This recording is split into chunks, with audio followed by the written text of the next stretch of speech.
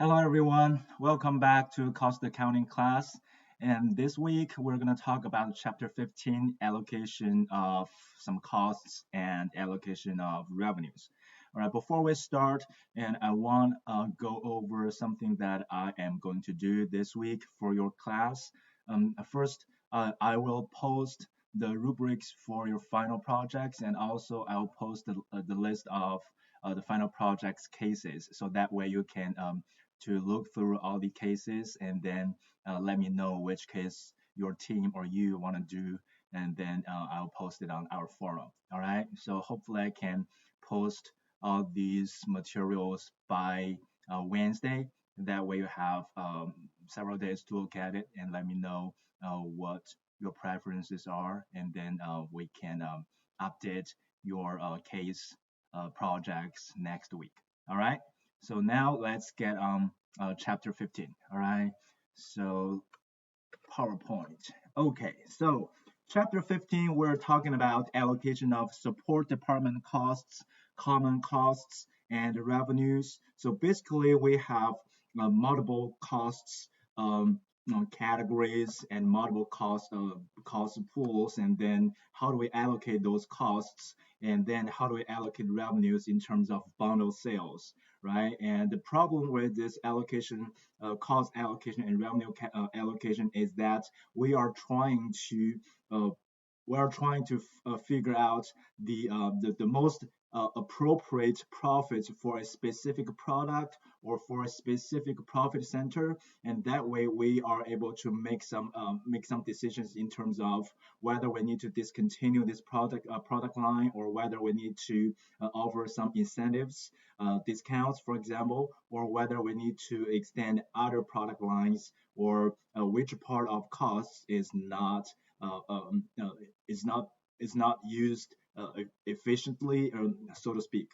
Okay, so conceptually, this chapter is very easy to understand, but mathematically, there's a little bit of complications in there. But I think it's not going to cause you a lot of problems. So just follow me through all these methods, and then what you need to do later on, just use all these informations in your case analysis and to make decisions, not just do the calculations. Because my point here in this class is not to force you to memorize any equations, because anytime you want to work on those problems or find some numbers, you're always gonna have access to resources of a bunch of different equations, models. So you are welcome to use those, and I don't see you have any problems of finding those things. So it's not a point of this class, or specifically this chapter.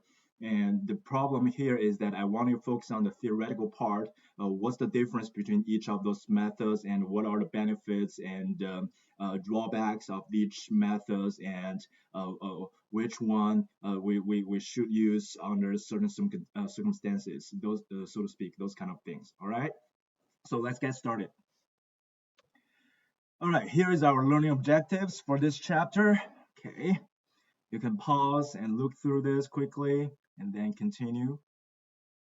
So first of all, it's operation departments and um, operating department and supported departments. And um, so how do we define operating departments and support departments in this chapter, or in our course? For simplicity, we define operating department as the department that can directly add value to the specific product or service.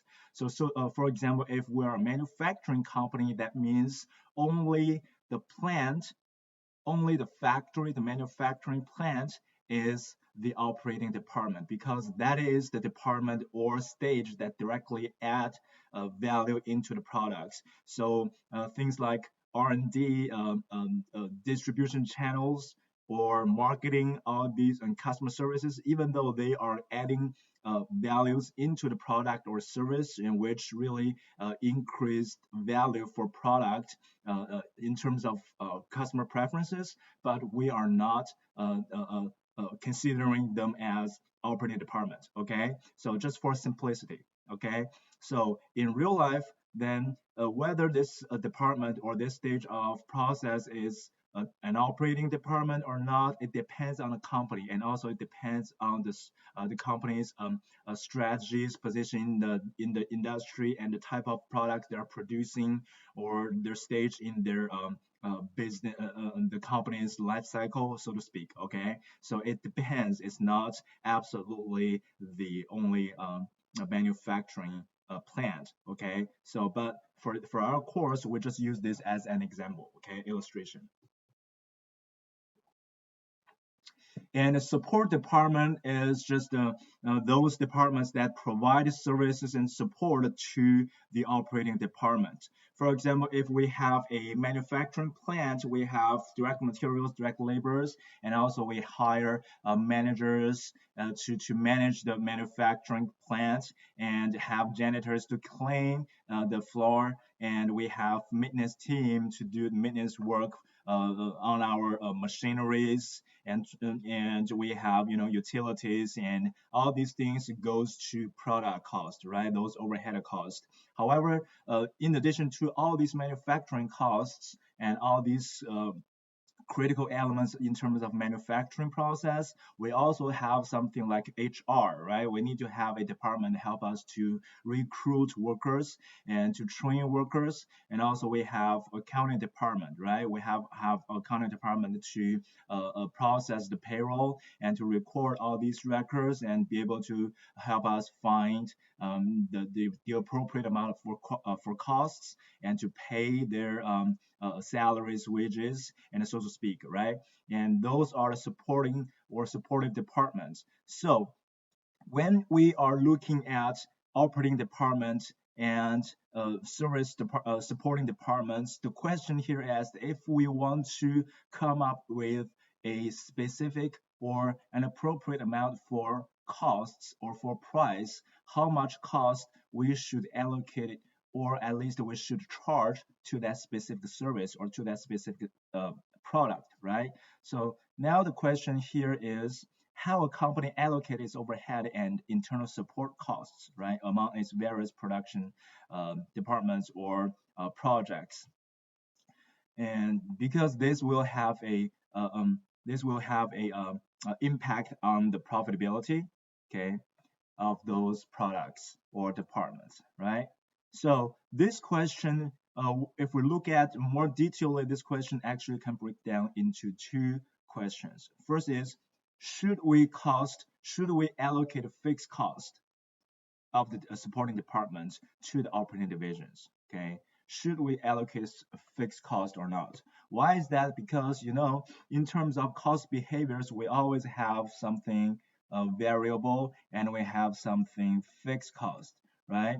And variable cost that varies with activities, right? Cost drivers. So it's easier to allocate variable cost into each one of those operating divisions or um, departments based off on the usage, right? It's very easy to do. But for fixed cost, it's really tough. It's a tough one because really which cost drivers we should use in terms of cost allocation and how much we should how do we allocate or how do we calculate the allocation rate, right? We have theoretical capacity, practical capacity, and demand capacity and supply capacity, all these things. Which one we should use and which criteria is more accurate or more appropriate, right? So those are the questions that really hard to answer in when it's come to a real business, because for course for learning purpose it's easy to discuss because it's really straightforward. We know all these clear boundaries, but when it's come to real business scenarios, then there's not they are not black and white. There's some kind of gray area that have to involve human judgments. All right, so whether we need to allocate fixed cost of supporting departments into the operating divisions. If if yes, the answer is yes, we need to allocate fixed cost. Then should variable cost and fixed cost of the supporting department be allocated in the same way? And another way of saying this is that should we use a single rate to allocate both variable and fixed cost of the support department, or should we use different rates to allocate these two type of costs? That makes sense?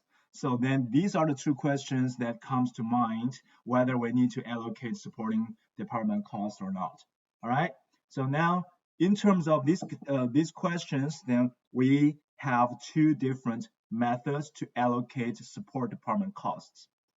Okay, so as you can imagine, so since we have two different types of costs, variable and fixed, if they are allocating use the same rates, we have something called single rate method.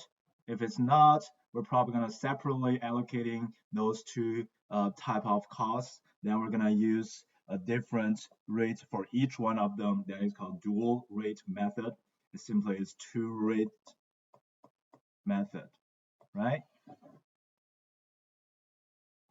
Okay, so basically single rate method does not distinguish between fixed and variable costs. It use the same rate to allocate the cost. And dual rate method is we use a different allocation rate for variable and fixed costs, and then allocate them based off on some usage, right? Okay, so now let's look at these two separately. Okay, so excuse me, no, the allocation base. So which allocation base should we use, right? So what are cost drivers? Okay, so allocation base, cost driver. Remember, cost drivers. Which cost drivers should we use to allocate these costs? Okay, under either method, doesn't matter which method you use, single rate or dual rate, it can based off on these three different scenarios. Okay, these three different scenarios. One is budgeted overhead rates and budgeted hours. So hours basically is usage, right? Is usage. And second is budgeted overhead rate and actual hours, the actual usage. And third is use both actual rates and actual usage. Okay. And another thing is that since we have different capacities, we have, right? So we can also either use demand, okay, or supply capacity as the cost drivers to allocate these two different costs, okay? And in terms of these three methods, okay, budgeted overhead rate, allocation rate, or allocation base, excuse me, budgeted overhead rate and budgeted hours, and budgeted overhead rate and actual hours, and actual rate and hours. Really, it's not that useful or widely used, the third one, okay? The third one is not widely used. And why is that? Because it's all actual, right? All actual. And actual information can only be known afterwards, right? And it's post the fact, okay? It's post the fact.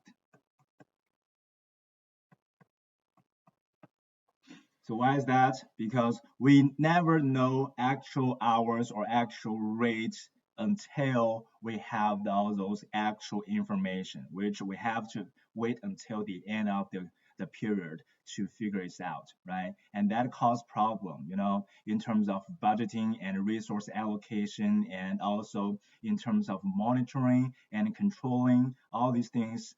This using actual rate and actual hours will cause problems because we don't know these things upfront, right? So what we used before in terms of overhead allocation is the second one. Remember when we calculate predetermined overhead rate, PDOR, we use the budgeted information, right? We use the budgeted information, and budgeted overhead uh, budgeted allocation base, right? And both are budgeted. And when we allocate overhead to each product, then we use this budgeted PDOR and times the actual usage, right? So second one is what we used to use, okay? What we used to use. And the first one, we can also use that, but it's not as widely used as the second one. And for us, the third one, it's not really used by it's only used by few companies. Okay, it's not a very popular allocation base. Okay, so in terms of single rate methods and dual rate methods, what are the benefits and what are the costs, right? So single rates, the advantage is it's less costly to implement. Okay, and it makes sense, right? You just use one rate and one allocation base, and it's kind of a lump sum thing, right? And there's not, it doesn't requires a lot of discussion and cooperation among those departments just to find a single rate which is the high usage or something. Okay, it's okay, right? It's enough. And the other thing is officers use departments some operational control over the charges they bear. Okay, so they can have sort of control responsibilities over that. But the disadvantage is that it may lead operating department managers to make suboptimal decisions that are in their own best interest, but may be inefficient from the standpoint of the organization as a whole. And what it's saying here is that because when it comes to company level, we are analyzing those profitability for departments, and then each manager of the department, the manager of each department, it's really are the person who is responsible for the costs of departments and profitability of departments. So then it comes to the manager's decision whether or how they can increase the efficiency of using resources, right? So when it's come to a cost allocation, for example, if you are a department that um, uh, uh, you are producing something, okay? You're producing something. Let's say you're producing screens, okay? You're producing screens for a TV product, okay? So you think and you calculate that, and you are being allocated some supporting department costs based off on some rates, and then it includes variable costs and both variable costs and fixed cost of the supporting departments, and figure out that the cost for your company for a department is really higher if you are making those um, screens yourself other than outsourcing the screens, okay, other than outsourcing the screens. Okay, so that is because you are being allocated some of the fixed cost using this single rate method, and which really the fixed cost is not derived by that specific allocation base, and that will cause a problem. Okay, that will cause a problem.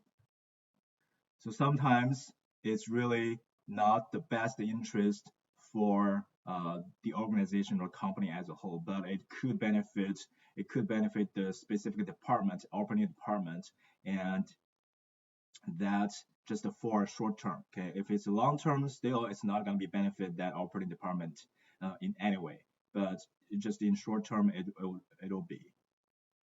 And next is the dual rate method. Advantage is that it really gets guides department managers to make decisions that benefit both the organization and as a whole and each department. And because we are allocating variable costs and fixed cost of the supporting departments using different rates, using different allocation base, so then we are able to see the different usage of these two different type of resources, and then be able to accurately to allocate these costs into the specific operating department, and able to help us to uh, um, calculate a more accurate or more appropriate cost of the department. operating department, right? And second, allocating fixed cost based on budget usage helps managers department user departments with both short run and long run planning because user departments know the cost allocated to them in advance. Okay, in advance. Okay, so fixed cost based on budgeted usage. Budgeted usage is what you think your department is going to use, how much you think your department is going to use in terms of the support department resources. So that way you have a clear picture of how much cost should be allocated to your department and how much revenues you can generate it in your department, and you're able to calculate your or budgeted profitability for a department upfront, right? Upfront, and that way you have a plan and to match or to compare with your actual performance and to control your cost management or cost usage. That makes sense? But the disadvantage is that first, it requires managers to distinguish variable cost from fixed cost. Okay, variable cost and fixed cost for us, it's right easy to distinguish. We know exactly what cost should be variable cost and what cost should be fixed cost. But when it comes to the real business scenario, when we're on the real world jobs, and then you realize that it's not really that easy to distinguish between these two type of costs. Okay, so it's really takes a lot of time for managers to discuss or analyze what costs should go into each one of those categories. Okay. And second is does not indicate to operating managers the cost of fixed support department resources used because fixed costs are allocated to operating department based on budgeted rather than actual usage. So this way, if we're allocating based off on budgeted rather than actual usage, that means I know exactly the amount of costs allocated to me. So there's no incentive for me to control the future actual usage. So probably at the end of the day, the operating department will overuse those resources. So leads to a low efficiency. That makes sense. And third is allocating fixed costs on the basis of budgeted long run usage may tempt managers to underestimate their planned usage. Okay, to underestimate their planned usage. For example, if a department that they know for sure they're going to use a lot more supporting department resources, but because they are allocating those costs based off budgeted on a planned figure, okay, they can always arguing it in that okay, I don't need that much more in terms of next season or in terms of next year. Okay, you always can talk it out for a smaller amount of allocation, which really it will cause a problem in terms of cost allocation. And because the goal of cost allocation is to help us more accurately to allocate cost and to make an efficient strategies in terms of companies as a whole, right? So if we are misallocate all these costs, and we are losing the point of making up some or planning out some effective strategies. Okay, so those are the advantage and disadvantages for both single rate and the dual rate um, um, methods. Okay, and here whether we need to use budgeted versus actual usage or budgeted or actual rates. Okay, so here are some of explanations, and we sort of talk about these differences in prior chapters, and I don't want to spend too much time on these 2 or 3 slides, so I will let you know that we usually use budgeted rate and actual usage. Okay, we a lot of companies and it's widely used is we use budgeted rate and actual usage to allocate costs. And there are some reasons behind this, and this makes more sense instead of in terms of the allocation standards. And the problem here is that if we are thinking about allocation and we need to factor in how much we should have used and how much we actually use, and also the unused capacity, because the unused capacity is one of the problems that all companies have. How we utilize the unused capacities to increase profitability. Are we going to downsizing, or are we going to use those unused capacities for some other activities, right? So how do we use those resources more efficiently?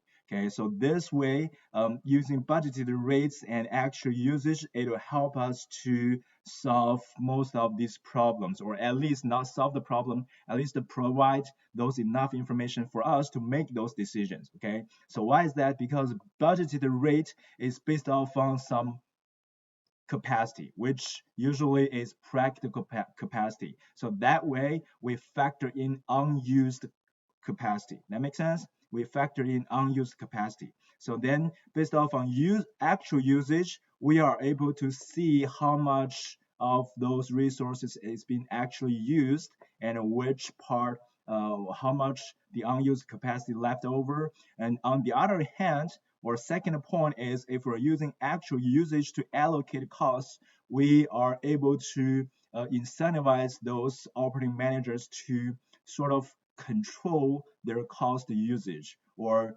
control the use of supporting department resources, which help us or help operating department to use those resources more efficiently.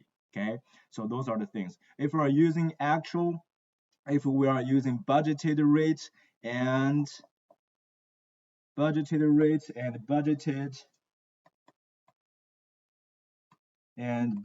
usage, that there's no way we can control the actual usage. Probably all of the department will overuse resources, because theoretically the more resources we have, the more outputs you're going to have, which makes the department looks better, right? Make the department looks better. But it's really going to be reduce the company's operating efficiency. If we are using actual rates and actual usage, okay, we are not able to plan at resource allocation um, for effective business operations. Make sense? Okay, we can only know afterwards about the rate and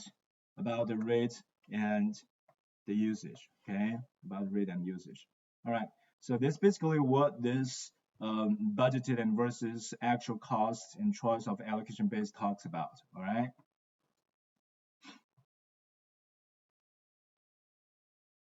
Okay, so if we have just the one supporting department, it's relatively easier to figure out how much cost should be allocated among different operating departments. But when it comes to multiple supporting teams, supporting departments, then how are we able to allocate all the supporting costs from all these supporting departments? That is a difficult question to answer, and a lot of time is because each supporting department has different cost drivers, and sometimes more complicated issue is that supporting department also have to support other supporting departments instead of just operating departments, right? So how do we allocate those costs? Do we just add part of the supporting department costs to the other supporting department costs, and then allocate it to the operating departments, or we should just directly allocate all the supporting department costs into the operating departments? That makes sense? Okay.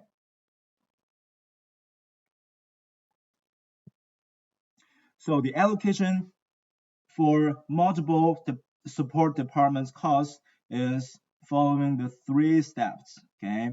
first trace or allocate each cost to various support and operating departments. So it's basically the logic here is basically similar to activity-based costing, right? We just try to pinpoint find more direct cost as find direct cost as more as possible, right? As much as possible, and then leave out all those fixed or indirect costs, right? And then allocate all those indirect costs based off on some cost drivers, right? And then second is allocate the plant administration costs to other support departments and operating departments. And third, allocate the support department costs to the operating departments.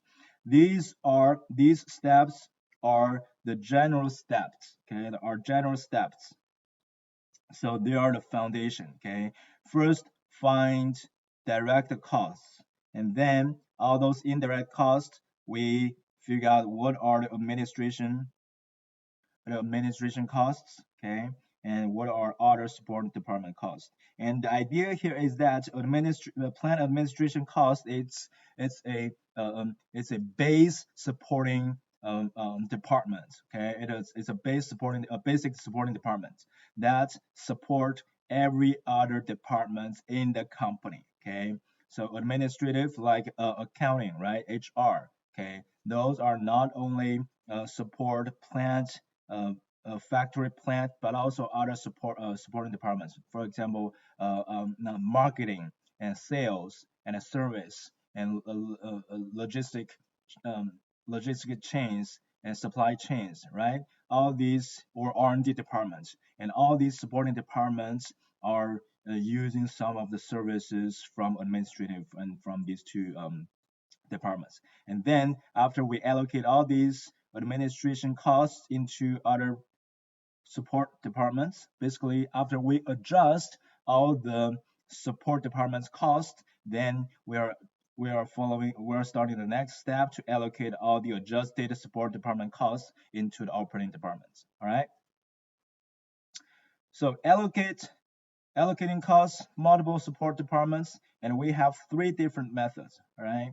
First is direct methods. Direct methods basically is allocating each support department's budgeted cost to operating departments only. Okay, only to operating departments. There is no reciprocal allocation or some other allocations. Okay, just all the supporting departments costs just directly go to all the support operating departments. Okay, no other support departments. And second is step down. Step down is allocate support department costs to other support departments and to operating departments in a sequential manner that partially recognize the mutual service provided among all support departments. So basically here what we are saying here is that what is the primary support department? Okay, what is the primary support department? If so, one is when we use step down methods, we need to find at least one or two primary support departments which support all other or they support widely more other supporting departments than other support departments, okay, than the other support departments. And then we allocate those primary support departments cost first into other support departments and operating departments, and then allocate the second primary, the third primary, and follow the order, okay, and allocate those costs into operating departments and other supporting departments, okay. And the third one is reciprocal method. We just allocate costs to each other, and really it's kind of like simultaneously, okay. So this a little bit confusing, but hold on to that. Okay, we're going to talk about each one of these three methods separately. Okay, so first is direct methods. Okay, allocate support costs only to operating departments. Okay, and it does not allocate to other support departments. Okay, it does not allocate to other support departments. All right, here is the information we're using as examples. Okay. for all these three methods. Okay, so we have budgeted overhead costs right here before any uh, interdepartment cost allocation. The support departments is engineering and production and managerial materials management, and operating departments we have two. One is machining, and the other one is assembly, right? So before any interdepartment cost allocation, so we incurred 300,000 cost from engineering production control and $264,000 from materials management. Okay, so if we are using direct methods, the question is that how we allocate these costs into these two departments. Okay, into these two departments. All right. So here are the answers. Support departments, engineering and production materials using direct method. See, they are not allocating between each other. No, just directly go to operating departments, right?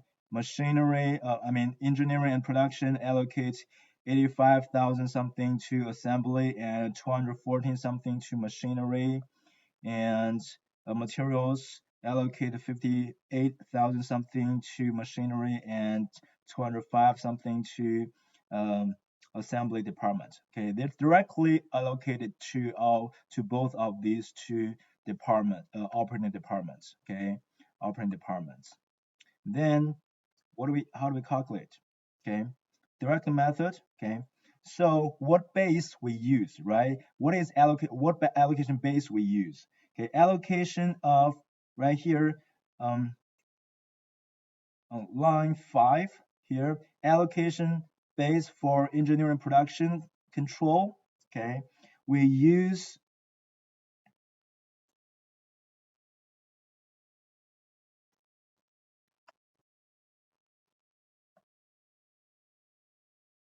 right here, base is 60,000 plus 24,000, or total is 84,000, and then use the individual. Okay, so where those numbers come from, right? Let's go back to right here. Okay, what they use to allocate, engineering cost is budgeted engineering salary. Okay, budgeted engineering salary.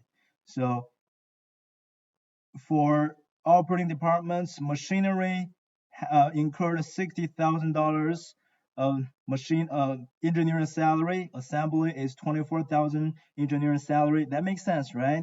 You hired more engineerings, then you're gonna use more of these engineering resources. So you're gonna allocate more of these costs. And for materials management, we are using labor hours as our allocation base. Okay, 800 hours and 2,800 hours. Okay, so now let's go back to this uh, calculation. Okay, for uh, for for engineering and production cost. Okay, we use the engineering salaries. Okay, total is 84,000 and 60,000 is used by machinery. So it's uh, fifth seventh, okay, allocated to machinery, and 2/7 allocated to assembly. All right, so that's fifth seventh of 300,000, which is 214,286, and the other part is 85 and 714. Okay, and then allocating materials management. Okay, we used direct labor hours. Okay, or hours. Okay, and it's 800 plus 2,800. Total is 36,000 hours. Okay, and allocated based on that proportion. So we allocate materials management cost of $58,667 to machinery and $205,333 to assembly departments. And then we have a total budgeted overhead for operating departments. Okay, all right. And if we add up these numbers. You see the total is that much, and before allocation is that much. That means we allocated all of these support department costs into the operating department costs. All right. And second is step down methods. So also it's called a sequential allocation method. Is we allocated one primary support department costs to other support departments and operating, and then to operating. Okay, so this sequential. Okay, so here we allocate engineering production cost to first to materials management and to machining and assembly, and then materials management allocated to these two departments. Okay, and now let's go back to the information again. Okay, why is that?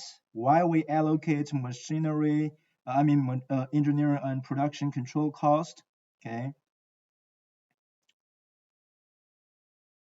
because it used more than that. Make sense? Okay.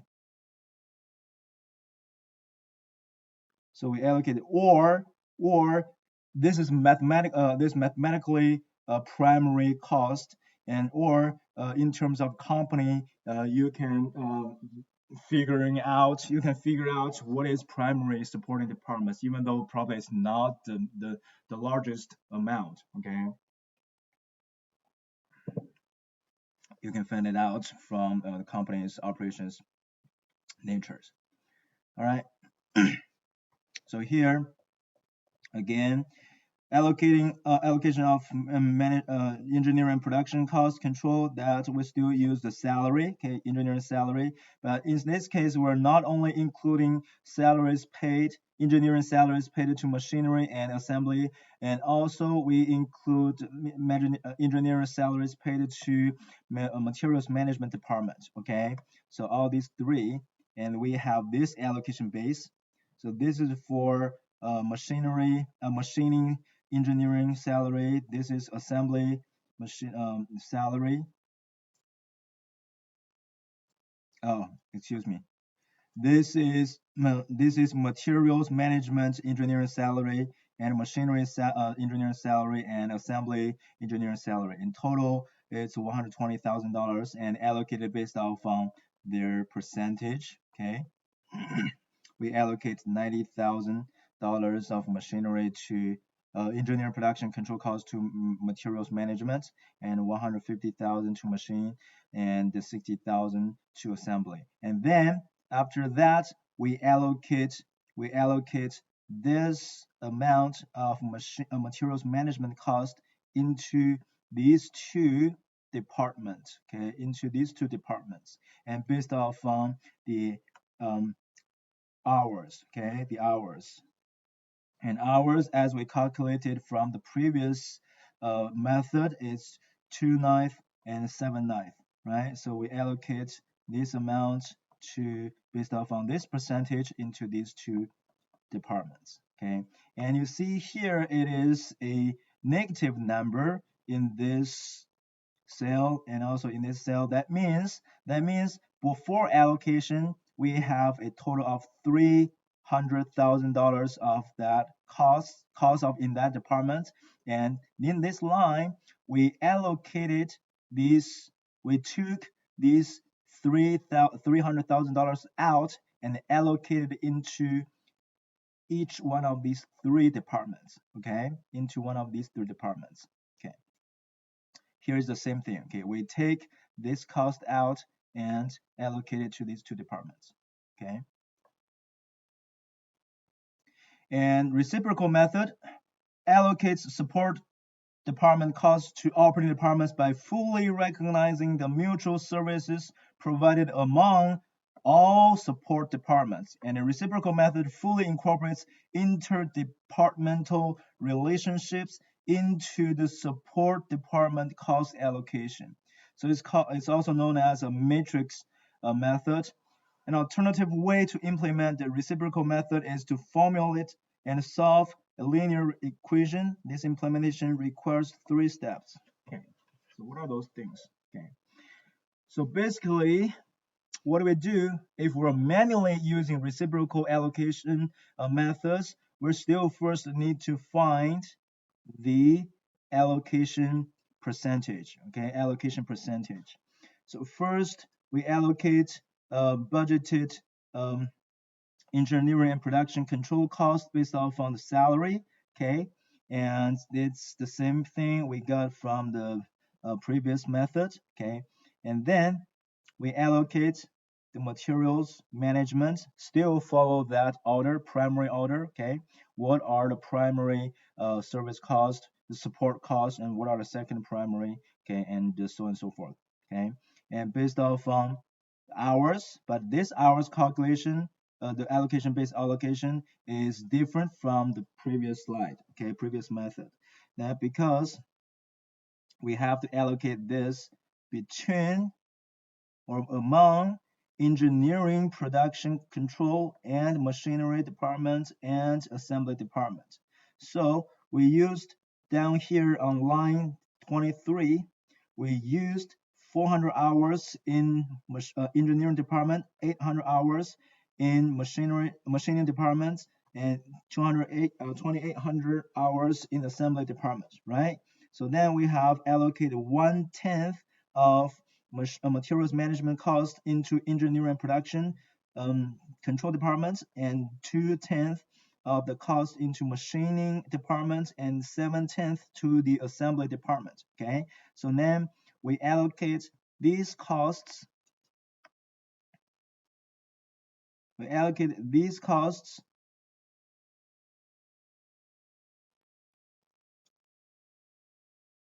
to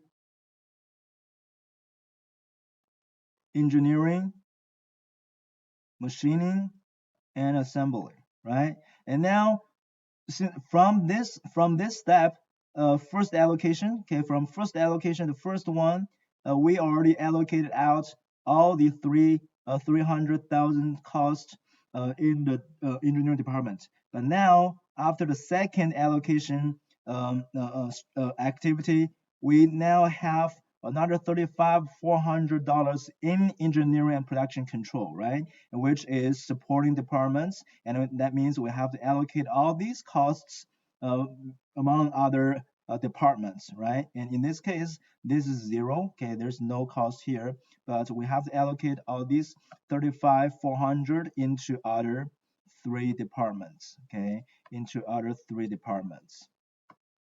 And now we allocate this $35,400 out and into materials and machining and assembly. Use the same allocation base. Okay, use the same allocation proportion as the first stage allocation. Okay, their allocation base doesn't change because the usage and the salary, it doesn't change. Okay, it's not based off on some other things. Okay, so even though we have different amount of numbers here, but the allocation base doesn't change, so the allocation proportion doesn't change. All right, so we follow all these things until the very last step, where we have a $0 in either of these 2 supporting departments, and then we call it done. Then we know how much cost we allocated into each one of these 2 support operating departments. Okay, so if we're manually doing this, then we have to do all these steps until we reach out to a 0 balance for these 2 support departments. And so this is a very tedious, not complicated, I would say, but it's tedious process. Okay, so not a lot of companies use that, but what they use is the reciprocal. I mean, the step down or direct methods. Okay, and because those 2 are easier than reciprocal allocation method to use, right? So reciprocal allocation method, it's can use regression or stats methods, okay, or stats software like R and SPSS and SAS or Stata, okay. And these are or even Python, okay? And Python now is more popular than I would say than these three, okay? And SAS is second one, okay? And both you can use that for a business model or data mining, business modeling, and Mm, even you can do a machine learning using Python and SAS, but the other three I'm not sure. Okay, so you can use these softwares to run a regression and to give you some, models and for cost allocation. Okay, and overview of these methods. Okay, so reciprocal is conceptually the most precise because it considers the mutual service provided more among all supporting departments. Okay, so theoretically speaking, that the more complicated methods, the methods requires much more steps that will provide more accurate information, right? So it's the way it is, right? And direct and step down are simple to compute and understand intuitively. Yes.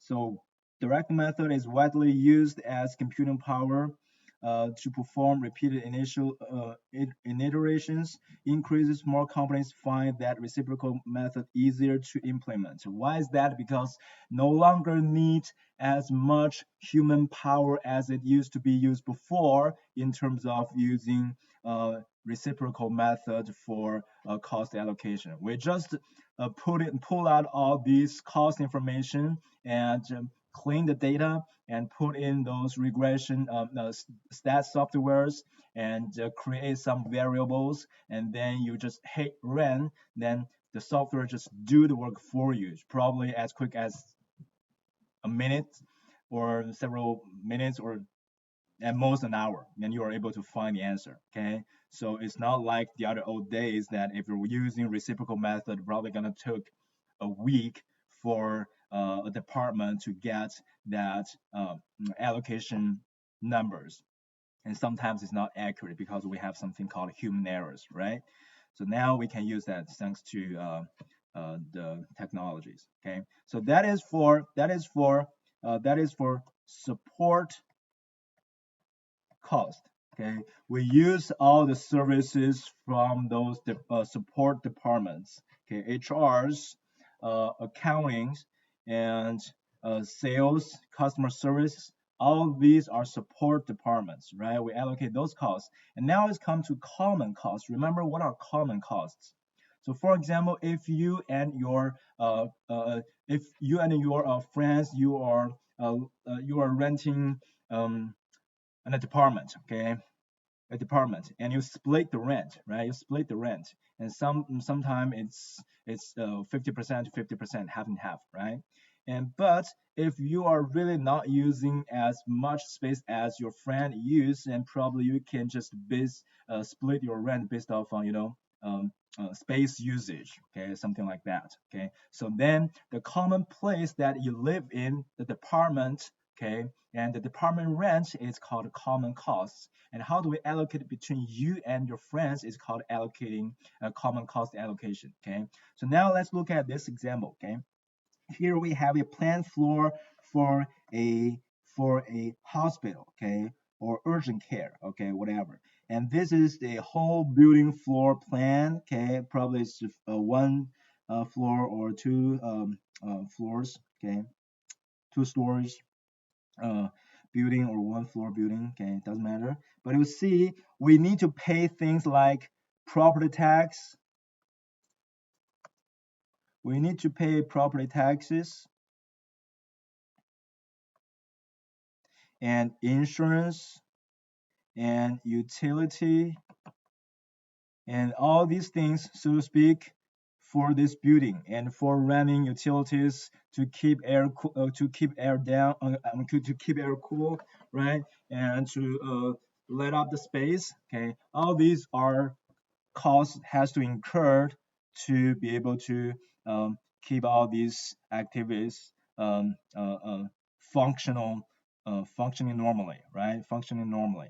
So we have to allocate all these costs among different departments. For example, here we have MRI suite, okay, MRI suite, and it's part of radiation departments, and we have patient recovery, okay, that probably is inpatient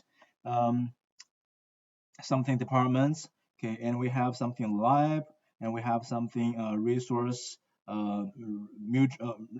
support and staff lockers, okay, and all these probably both of these departments they have their own profitability target, okay, then that means we have to track the revenues for these two departments separately, and we have to figure out their cost appropriately, right? And then the question is that if we are paying these costs at the same time for this building entirely, and you don't really see that you have a utility meter inside of each of these offices, right? So just one big utility bill paid for this building, right?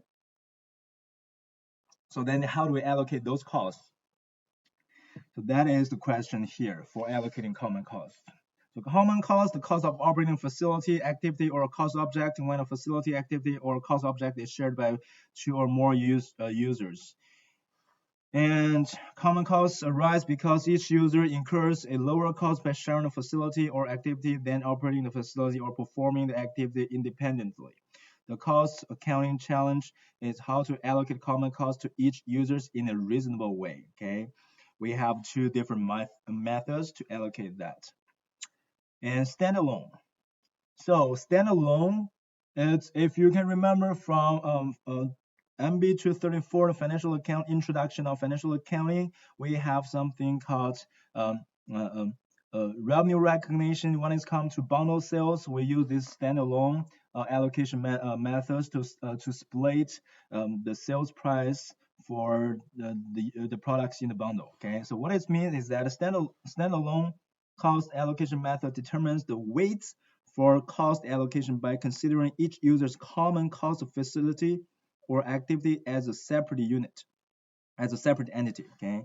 And the individual costs are added together and the allocation percentage are calculated from the whole and applied to the common cost, okay? So basically here we have this example, all right? So the standalone method allocates group costs to users and blah, blah, blah. For example, the field service departments and the returns department separately want to ship repaired um, appliances to two customers located in the same town. If do so individually, the field service department will have to pay $300. So standalone price, cost will be $300, and returns department will be 150. Okay, but in total, they will cost in total. The company instead decided to rent its own truck and drivers to make the deliveries at a cost of $330. Use standalone, the field departments charge $220 of the delivery cost. Okay. So if the standalone price for these two, if these two separate departments separately ship their products, it's either cost $300 and $150. So the lump sum is $450. Okay, and then you divide, for example, the field service department $300 by the total, and you get that 66.67%. Okay, that will be the allocation base we use to allocate the total cost if they are shipping these two together. Okay, so they are sharing the service, they're sharing the truck and drivers for delivery. So they have to allocate the $330 between these two departments. And because if individually they ship it out, it'll cost more for field service departments, and we allocate more, right? So that's a reasonable allocation. And then that's 220 allocation cost. That 220 is calculated, and the other one is going to be allocated to $110. All right. So that is standalone. And the other one is incremental cost allocation method. And incremental allocation method ranks the individual users of a cost object in the order of their users most responsible for the common cost, and then use this ranking to allocate the cost among users. You are welcome to read these three sections, but what it's saying is that, okay, for example, in this example, look at this example here. This Gordon, a self-employed consultant near Atlanta, and received an invitation to visit a prospective client in Seattle. A few days later, he received another invitation to make a presentation to a prospective client in Denver.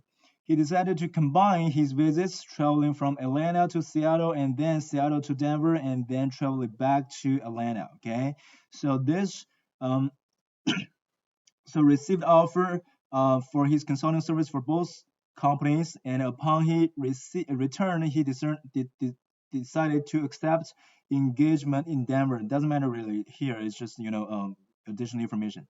He's puzzling how to allocate his travel costs between the two clients.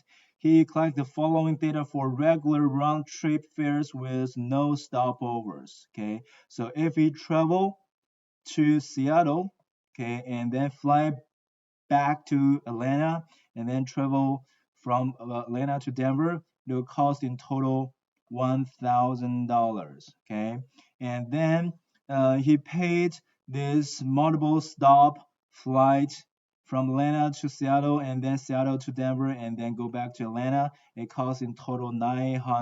Okay, $900.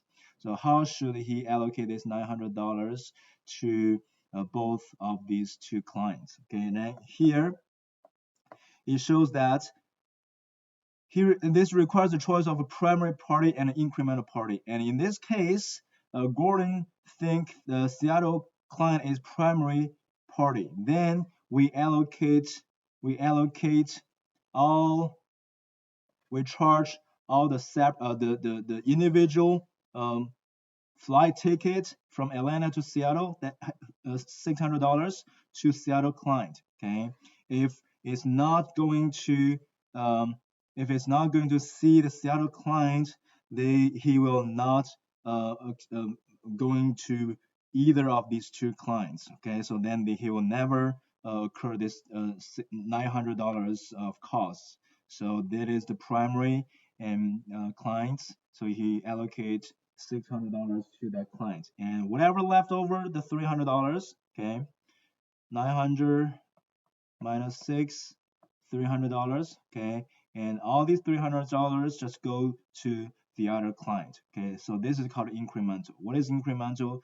The additional amount after we allocate the all the costs from the primary to the primary cost object, whatever the additional cost will be allocated to the next one. Okay, the next one. Here is just an example with two cost objects or two clients. If we have 3 or 4, we have more than 2, and the problem here is that we need to figuring out who is the first primary client, who is the second primary client, who is the third primary client, and so on and so forth. Okay, until you order out all your clients or your cost objects, and you are going to allocate your total cost here. All right, that makes sense. So those are the mathematical parts. Okay, and allocation costs, cost allocation, and contract disputes. Okay, so basically up to here we are talking about cost allocation for support departments and for common costs. Okay, for common costs, and then we're pretty much done with cost allocation. Okay, we're pretty much done with cost allocation. All right, so because those are the two most important costs, we need to allocate it more appropriately in order for us to make some other strategies. And what this slides talk about is for contract disputes. What is contract disputes is how do we allocate costs for government contracts. Okay, government contracts. It's not for regular business like a manufacturing company or a construction company that or real estate that build their own houses and sell their houses to regular consumers. No, this is for government contracts only. Okay, for government contracts only, you there's two ways to receive an offer from government. Is from bid. Okay, you're bidding. Many competitors go to that competing for that contract, and they offer a price, right? They offer a price. Okay, and whoever offer the lowest price to the government, and then probably going to be the one that will receive the offer. Okay, sometimes it is the lowest price, but sometimes it's not really the lowest price because people are starting to realize that the lowest price always going to come with the inferior quality. Okay, the inferior quality. So it's not only just a very straightforward decision process. Okay, but it is a set price. It is a set price without a consideration for costs. Without consideration for cost. Why is that? Because sometimes companies need to establish their relationship with governments. Okay, if you work with governments, sometimes you have um, some other profits or some other benefits, okay, so to speak, then you're just doing business on your own, all right? And so you're probably gonna go offer a price that is, below your costs, and sometimes just try to, uh, get into get into the social club, so to speak. All right. Second is cost plus contract, and this is usually used by companies that have a very good and very established and a very healthy relation between the companies and the governments. Okay, they know each other well, and they know they can do a better job than other contractors on the market, and so they are not. The government is not really concerned about their budgets, and so they can offer a cost, and then government says, hey, based off on your cost, I can give you 25% as your profits, or 10%, or 25%, whatever that percentage is. Okay, so that is two different methods to do government contracts. Okay, so who is charging or who is regulating that part is called CASB. Okay, we have FASB, which is Financial Accounting Standard Board, which regulates financial reporting policies, rules.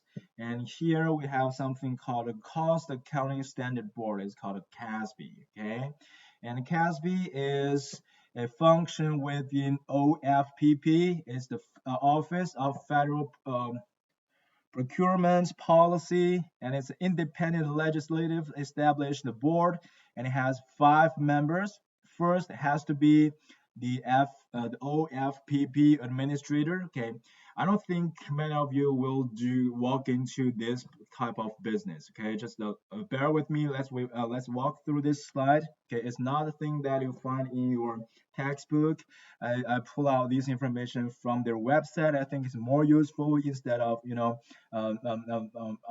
other than what we have in the textbook. Okay, so you need to know about the basic things um, of this board and what this board does, and then beyond that, I don't think you really need that information, because if you're really into that industry or business, you will know eventually. Okay, or probably it's one of the first things in your training. Okay, so that'll be chairman, the OFPP administrator, and the other four members has to be have has to be with experience in government contracts, cost accounting. Okay, 2 from federal government, and 1 is from industry. The other one is from accounting professions. Okay, auditors. All right, so to speak. Okay, have to be work for accounting firms. Okay, and more than likely it's not going to be the person who is doing tax. It's going to be auditor. Okay, and 1 from industry. You have to know the construction industry well. All right, and 2 from federal government. Okay. So the board has the exclusive authority to make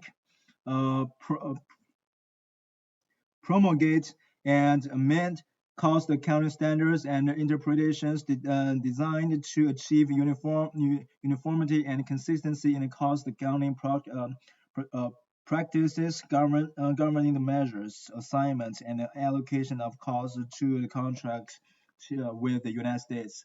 And some of you probably will have this question, right? So we have take managerial accounting courses class and this cost accounting class, and every time now and then when we talk about cost accounting and the difference between cost accounting and financial accounting, and we see that there is no set of set of rules that people follow to prepare financial accounting report. I mean cost accounting reports, right? It's prepared and used on a need basis, and it's prepared in a format that is suit the company's most, right?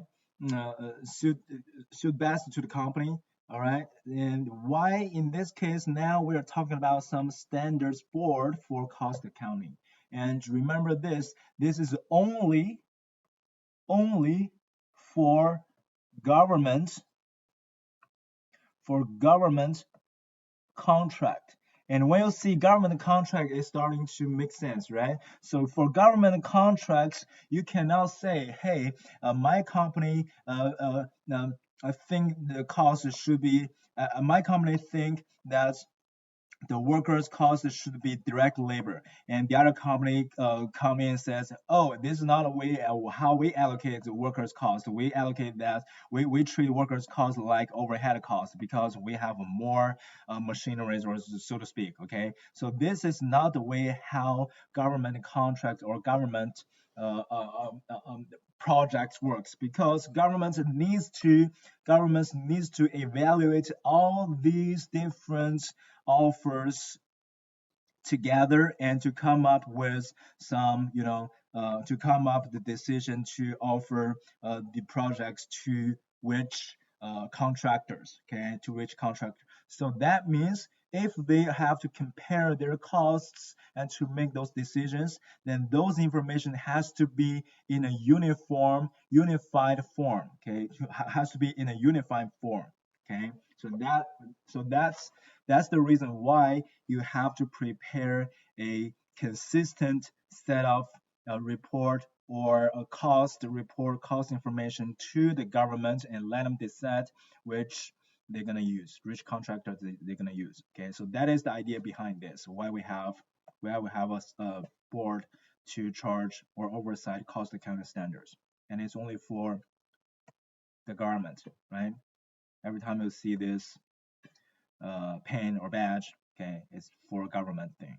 And for government thing, it's more different. It's completely different from other professional business, okay, practical business, okay.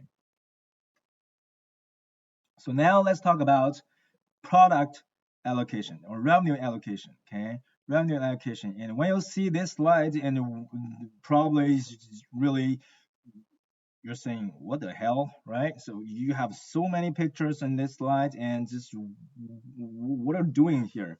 Okay, I'm not trying to blow your mind, okay, but if you look at these pictures more carefully, you realize that in each one of these pictures you always have more than one product. PS4, you have the console, you have the game, you have the membership, okay.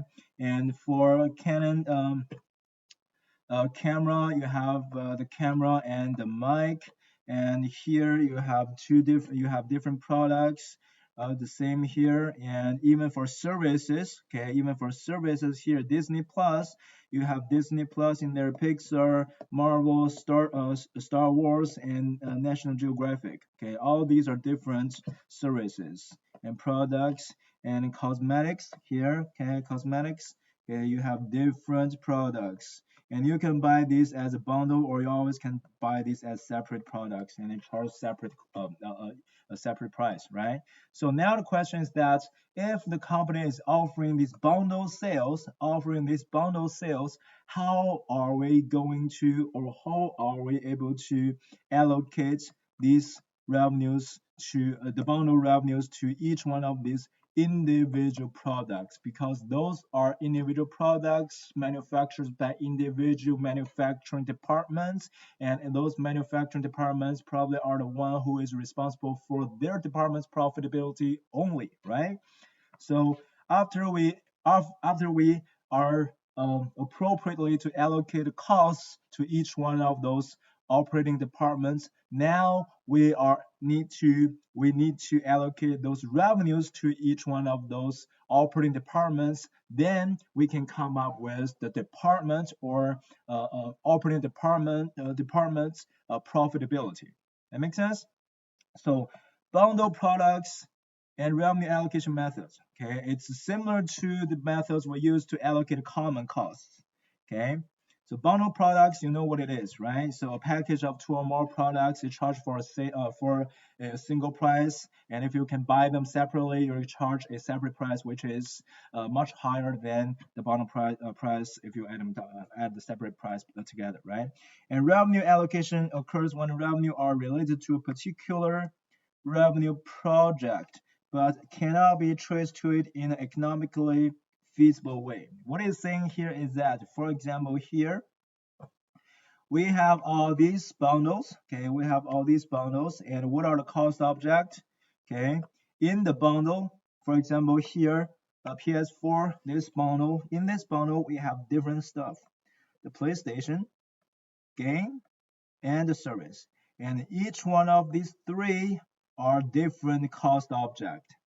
Okay, are different product object or cost object.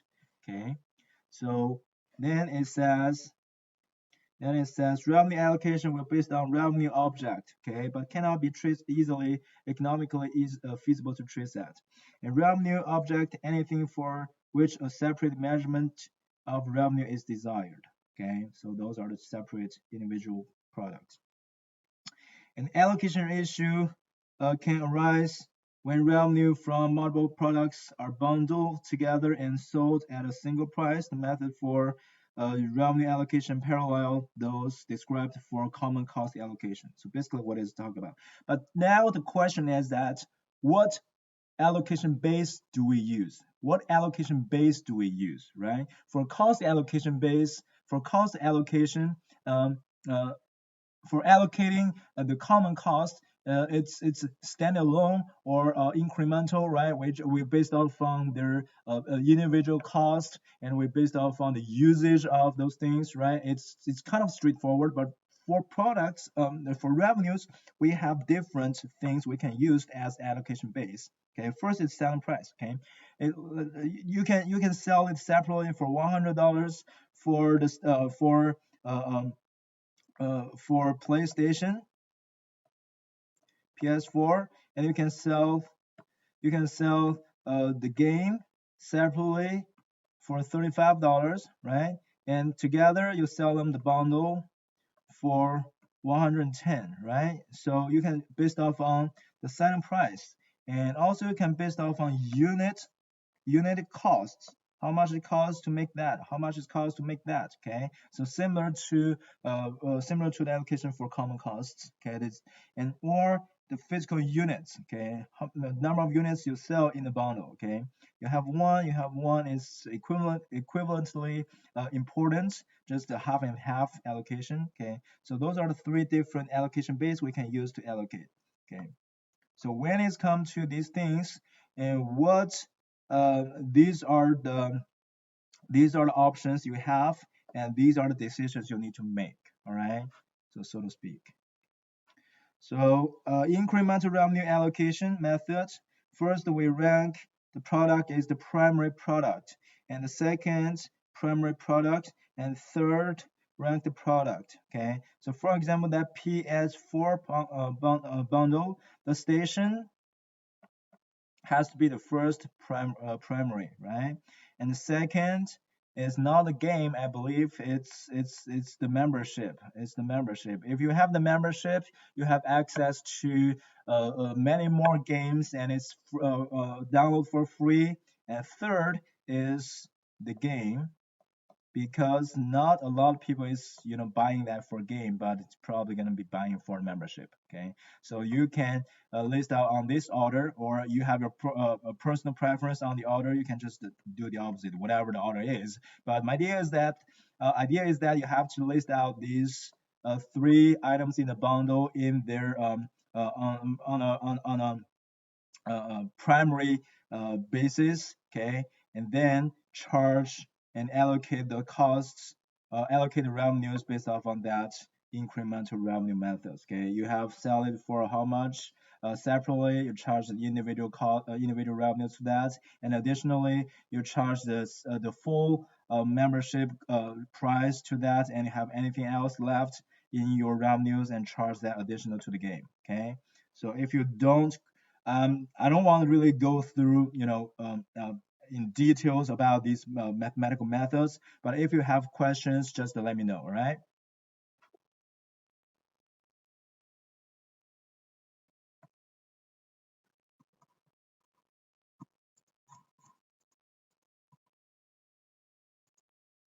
Okay, so this is for chapter 15. It's all about these three different allocations: allocation for supporting the support departments, allocation for common costs, and allocation for revenues. The idea here is that after all these allocations, we are able to calculate the departmental profitability. Okay, so that will be assist our future decision making process. Okay, so that is the idea.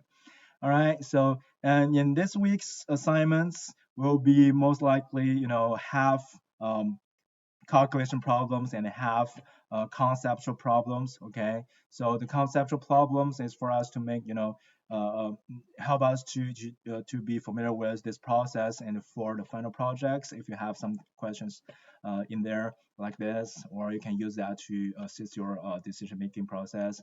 And the other half is math, is to make sure that you are able to get the most accurate information for your decision making process. All right, so this is so much for this week, and um, I've I've looked at your discussion for last week on case analysis, and I see there's a very positive comments in there. I mean, in terms of your attitudes, but I really prefer not until the very last moment to see that you have post your answers. Okay, I really want to see a interactions between among our class, okay, in our class. So I want a back and forth discussion in there, and it's really create some,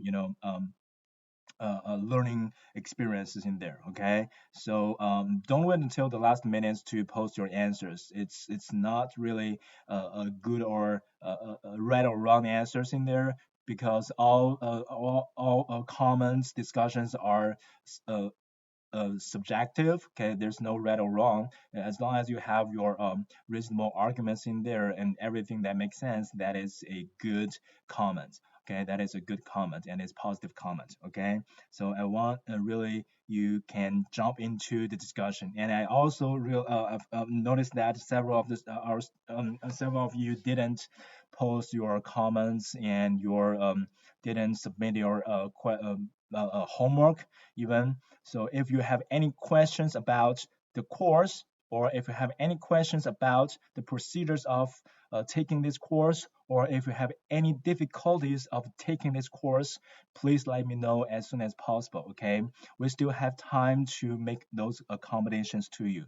Don't wait until the very last minute that say, hey, I was not able to do this and that because of this and that and this. No, no, you cannot wait until the very last minute. Okay, if you are not able to do any work like that by on time, so to speak, because of some medical issues or personal issues, I need you to notify me as soon as possible. All right, so that I can work with you to get around with these problems. All right, so there's so much for today, this week. Okay, and still keep safe and healthy and maintain the social distancing. Okay, and meanwhile, try to have fun with yourself. All right, have a good one.